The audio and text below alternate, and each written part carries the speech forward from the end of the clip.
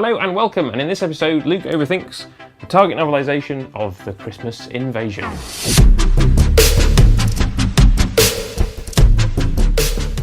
Those of you that have watched me for any length of time will know that Target books were my way into Doctor Who, with the exception of Dimensions in Time, which doesn't really count.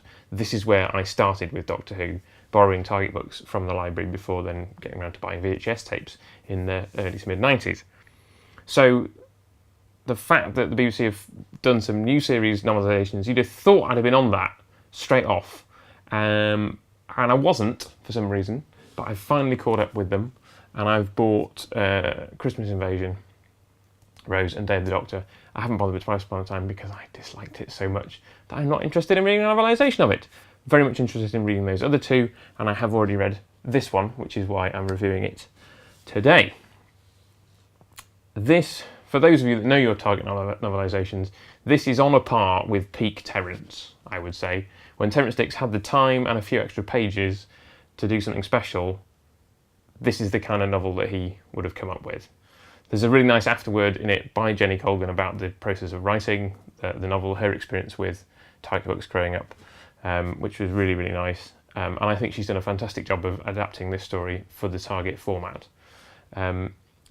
Back when Terrance didn't have the time and was churning them out, they tended to be 127 pages long, and I think it's quite amusing that the Doctor reappears in the narrative, because he's not in it for most of the story, really, or he's asleep for most of it, that it is around page 127, that he turns up back into the action for the last 30 or 40 pages.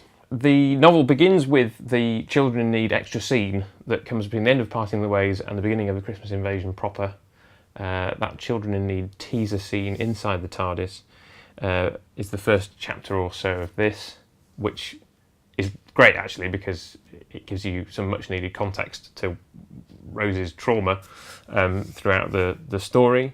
And it very faithfully sticks to the plot of the TV episode, whilst expanding on some of the backstory. We get some new characters in the form of the Mars team back in their secret hideout, essentially.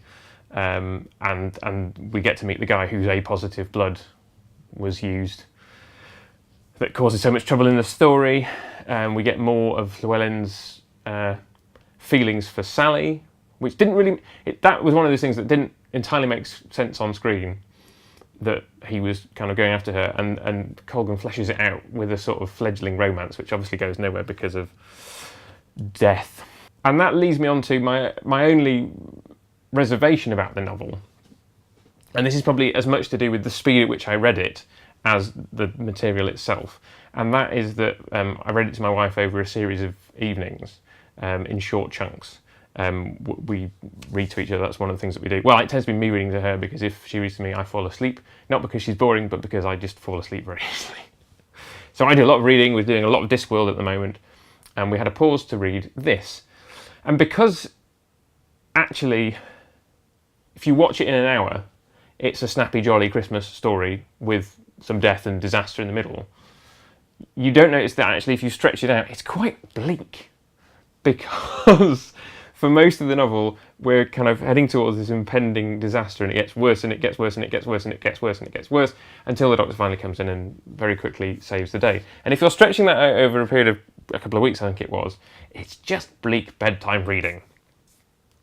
So my recommendation, I think, is read this in one go or a couple of sittings, because then you won't get that kind of what's going to happen. I mean, if you've seen it already, you know what's going to happen next, but it doesn't take away from the grim build-up to what actually happens in the story.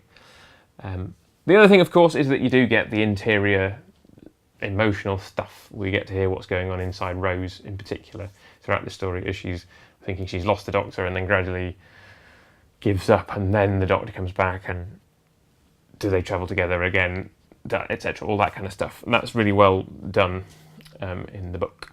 So very much recommend this. Really looking forward to reading Rose and Day of the Doctor, and really would like the BBC to do some more of these, because I have missed collecting Target novels, because my collection here has been finished for a very long time, and it's nice to be able to finally add some more stories to it. Do let me know in the comments down below what you thought, if you've read it, or if you're going to read it, let me know what you think after you have read it. And I will be back with, I don't know, probably something a bit different next week.